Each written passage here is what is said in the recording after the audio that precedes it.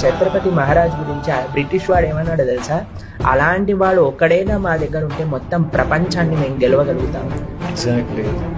ఔరంగజేబ్ లాంటి దుష్టుడు కూడా అన్నారట ప్రార్థన చేస్తూ, ఏమంటారు వాళ్ళని, హెవెన్ డోర్స్ ఈయన కోసం ఓపెన్ చేసి పెట్టండి, ఎందుకంటే ప్రపంచంలో అన్నిటికంటే వీర యుద్ధుడు మరణించబోతున్నాడు.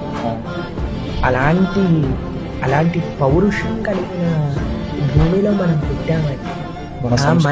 మన మానవ జన్మని ఎలా సేవలో అర్పించాలి అని ఆలోచించిన దేశం అండి మన దేశం. మీకు ఒక విషయం చెప్తానండి, ఏ బయట రాజ్యములలో కనీసం 10-20 సంవత్సరాలే వేరే మతం వాడు పాలిస్తే మొత్తం దేశం ఆ మతం మారిపోయింది.